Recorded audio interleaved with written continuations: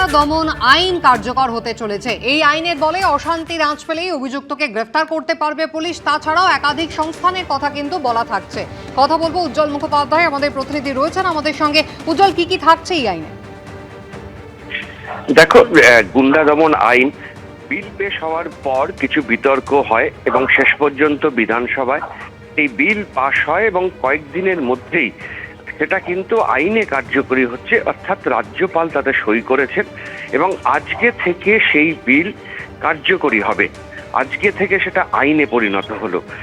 একেবারে সহজ সরল কথায় যেটা বলা, সেটা হচ্ছে যে এতদিন পর্যন্ত কেউ অপরাধ করলে তারপর তাকে পুলিশ গ্রেপ্তার করতে পারত, কিন্তু এখন থেকে যদি প্রশাসন মনে করে যে এই ব্যক্তি কোনো ধরনের গন্ডগোলের সঙ্গে যুক্ত থাকতে পারে অথবা তার দ্বারা এলাকায় বা কোনো জায়গায় অশান্তি তৈরি হতে পারে, তাহলে কিন্তু তাকে গ্রেপ্তার করা যাবে।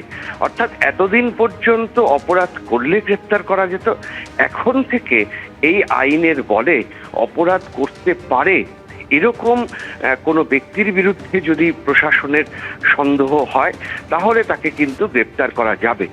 প্রথমত এটা অত্যন্ত গুরুত্বপূর্ণ। দ্বিতীয়ত যেটা বলা আছে যে এই আইনে কাউকে গ্রেপ্তার করা হলে 1 বছর পর্যন্ত প্রায় কোন রকম আদালতে শরণাপন্ন হয়ে 1 বছর পর্যন্ত কিন্তু তাকে কারাবাস করতে হবে।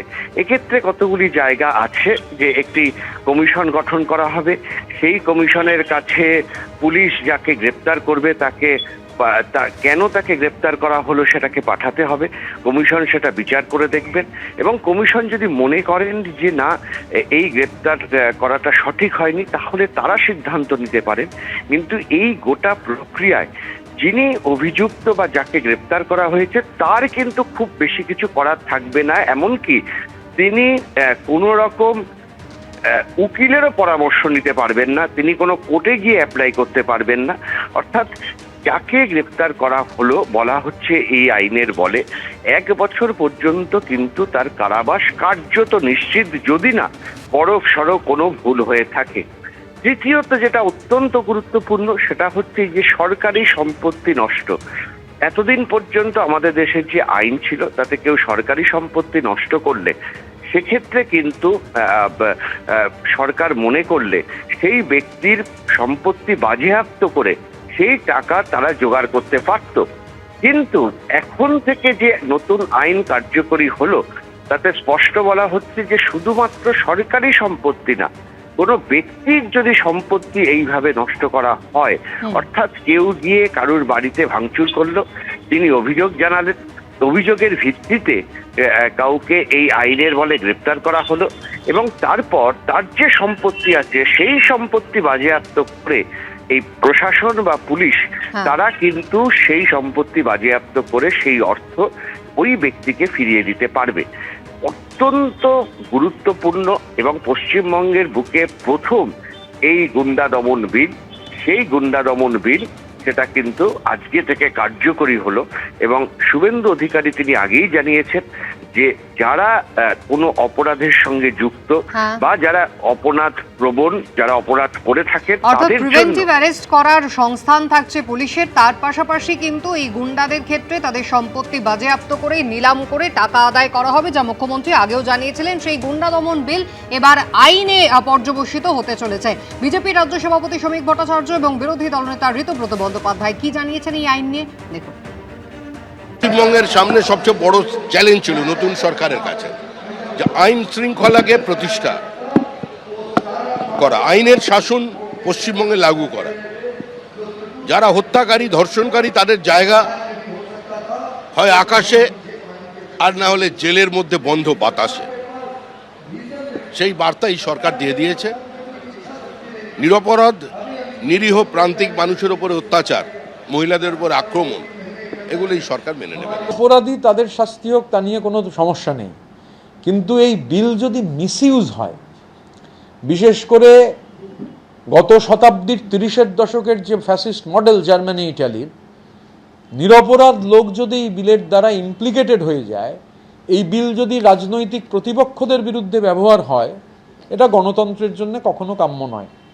বিলের প্রধান যে কন্টেন্ট সমস্যা নেই, কিন্তু এই যে সুইপিং পাওয়ার্স ইংরাজিতে যাকে বলে দিয়ে দেওয়া, সুইপিং পাওয়ার্স যদি চলে যায় এবং যদি আপনার ন্যূনতম বেসিক ফান্ডামেন্টাল রাইটগুলো আক্রান্ত হয়, আমি এখন একা বলছি না, কিন্তু এটা ঠিক আমাদের অলরেডি একটা চর্চা হয়েছে, বাকিরা মিলে সেই ফাইনালাইজ করব যে গুন্ডা দমন বিলের বিরুদ্ধে আমাদের 21শে জুলাইটা হয়ে গেলেই আমাদের জেলা কমিটিগুলো উইল হিট দ্য রোডস। এবার আপনাদের দেখাই এই গুন্ডা দমন আইনে ঠিক কি বলা হয়েছে।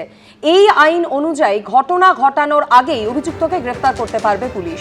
এছাড়া যে কোনো সরকারি ও বেসরকারি সম্পত্তি নষ্টের ক্ষেত্রে এবার থেকে গুন্ডাদের সম্পত্তি বাজেয়াপ্ত করতে পারবে সরকার। এই বিল অনুযায়ী সমাজ বিরোধী কার্যকলাপ বলতে বলা হয়েছে জনগণের মধ্যে আতঙ্ক, বিপদ, ভয় বা নিরাপত্তাহীনতা সৃষ্টি করা, জনশৃঙ্খলা বা জনশান্তি বিঘ্নিত করা, অধিকার, বৈধ ব্যবসা, পেশা বা জীবিকার স্বাভাবিক চর্চায় বাধার সৃষ্টি, স্থাবর বা অস্থাবর সম্পত্তি থেকে বেআইনিভাবে উচ্ছেদ করা এবং সরকারি বা ব্যক্তিগত সম্পত্তির উল্লেখযোগ্য ক্ষতি করাকে বলা হয়েছে।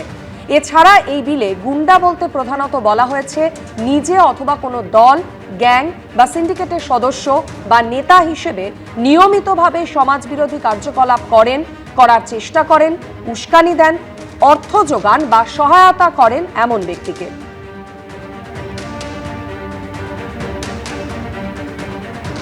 এই গুন্ডা দমন আইন, যে আইন পাশ হয়েছে বিল থেকে, সেটা পাশ হওয়ার পর আইনে পরিণত হয়েছে এবং সেই আইনে পুলিশকে অধিকার দেয়া আছে কোথাও দাঙ্গা বা এই ধরনের ঘটনা ঘটানোর ক্ষেত্রে যদি পরিস্থিতি তৈরি হয়, সেক্ষেত্রে দাঙ্গাকারী যারা বা যারা দাঙ্গা পরিকল্পনা করছেন তাদেরকে পুলিশ আগে থেকেই গ্রেপ্তার করার সুযোগ পাবে। এর ফলে ভালো হবে, এর ফলে সুবিধা হবে, এর ফলে যারা দাঙ্গা করতে যাবেন তাদের আগেই তাদের যে শায়েস্তা করার ব্যবস্থা পুলিশ করবে। এখানে দাঙ্গা হাঙ্গামা আমরা করতে দেবো না।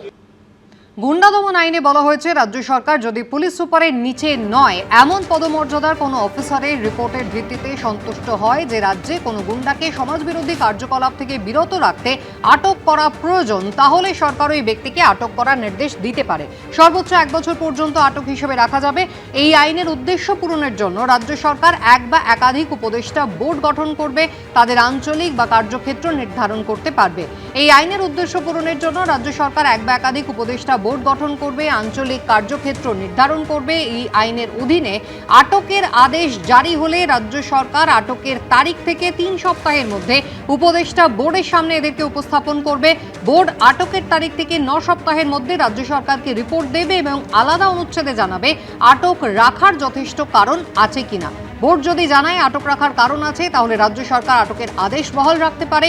যদি বোর্ড জানায় যে আটক রাখার যথেষ্ট কারণ নেই, তাহলে আটকের আদেশ তারা বাতিল করবে এবং ব্যক্তিকে অবিলম্বে মুক্তি দিতে হবে। এই ধারার কোনো কিছুই আটক ব্যক্তিকে স্বয়ংক্রিয়ভাবে আইনজীবীর মাধ্যমে উপস্থিত হওয়ার অধিকার দেয় না।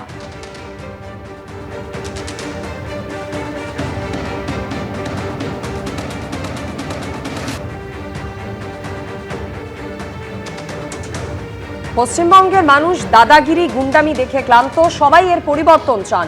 গুন্ডারা সাবধান হোক, হুঁশিয়ারি দিয়েছেন মন্ত্রী দিলীপ ঘোষ। গত বেশ কিছু বছর ধরে পশ্চিমবঙ্গের মানুষ এই যে দাদাগিরি, গুন্ডামি দেখেছে না, সবাই তাতে ক্লান্ত, ক্ষুব্ধ। এদের হাত থেকে প্রথম মুক্তি চায়। আর বেশিরভাগ রাজনীতির সঙ্গে যুক্ত লোকগুলো এই গুন্ডামি করেছে।